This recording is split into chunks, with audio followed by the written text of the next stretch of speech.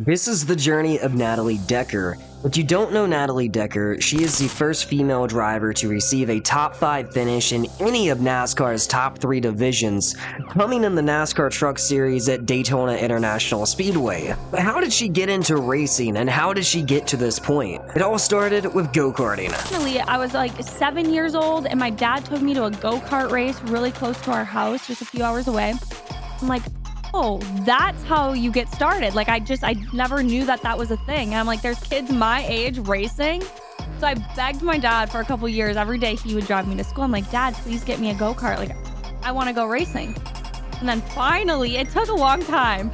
It took a couple years, but then he got me a go-kart, and then it was just game over from there. Then I was like addicted to it. Our whole family got addicted to it. My cousins were racing every weekend with me. My brother was racing, and we were just like this traveling family all summer long, going all over the United States racing go-karts. And that's what made me fall in love racing every weekend, is to be able to do it with my family. That was like the really special part. From 2024, Natalie Decker was leading laps in the NASCAR Xfinity Series at Daytona, but with rain in the area, even making the race was a difficult task considering the car had 0 owner points. Meaning if qualifying rained out, she would have not have even made the show. Fortunately, we got qualifying in and she made the race. And when you walk into the garage area where the Xfinity garage is, right next to us is the fan zone, and they're blasting music. It doesn't matter. It's like, it could be 6 in the morning. They're partying already. And the song that is blasting was If It's Meant to Be, It'll Be. And it's like downpouring. And 2 hours until qualifying, I look at my husband, Derek, and I'm like, we're getting it in. It's happening. This is a sign. Qualifying is happening. And I know my car's fast enough to make it in on speed. Being one of few female drivers in racing has proved to not be an easy task in motorsports. And here are some of her biggest lessons that she has picked up over the years. Oh gosh, there's a lot of lessons. Every day I feel like I'm learning a lesson. But the biggest one that I feel like I've learned since I've come into the sport of NASCAR, like all the way back when I first started racing in ARCA when I was 18, keep your circle small.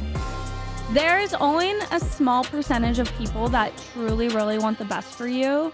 And that goes for any sport, any profession you're in. It's not just NASCAR. That's overall in the whole world in general. When I first got into the sport, I'll just tell the story straight up. I posted a picture. I was in a race suit and I was road racing. So I wasn't even racing with the team that got very upset about me. I posted this picture and nothing about it was sexy. Like, I was in my freaking fire suit eating a sandwich in the hauler. And I got pulled into a meeting with my team owner, and he told me that I needed to delete that picture because it was too sexy. And I was thrown off. I'm young. I'm like 18, right? I'm like, okay, like I'm getting nervous. I'm like, okay, like this man is much older than me and he's telling me this. And it made me so uncomfortable to try to hold your shit together when you look up to this person, right? To try to hold your shit together. I was like so thrown off. And then finally I'm like, okay, explain to me what's wrong with this photo.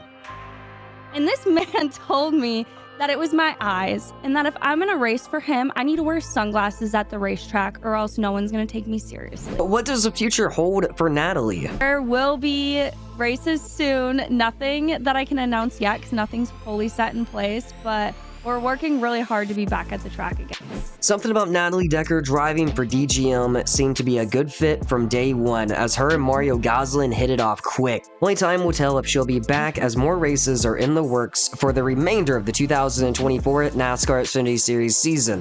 The car had to be put together in under 2 weeks, and when the car finally made it up here to their pilot shop in Charlotte, because they're out of Florida, and they have a shop here though, and my car came up here. They didn't cut any corners. They looked at the radar. They probably were thinking that it was going to rain and that this race wasn't going to happen for this 36 car. But they put in the effort and the work, and so did Kyle. Like, everyone was there working so hard just to fit me in the car and make me comfortable. Like, the smallest little details. And not a lot of teams have done that for me, where they go the extra mile to make sure I'm comfortable in the car. I'm very small. I'm 5 feet, under 100 pounds. It's very difficult to fit me in race cars. and they didn't cut any corners. So right there, that gave me confidence. I'm like, they believe in me to put that work in. Like they care about me. So I'm going to care about them. And then the other thing is it goes way back to Charlotte when I was racing the Cracker Jack, Cracker Jill car. That car, I showed up with no owner points, and I was racing with SS Greenlight. I really like that team. I've had a lot of good experiences with them, but when I was there and I qualified it in because it had no owner, well, it had owner points, but it wouldn't have made the show if we didn't qualify 33rd or better. We qualified 33rd, and Mario came over and congratulated me and gave me a hug. And I said, Mario believes in me.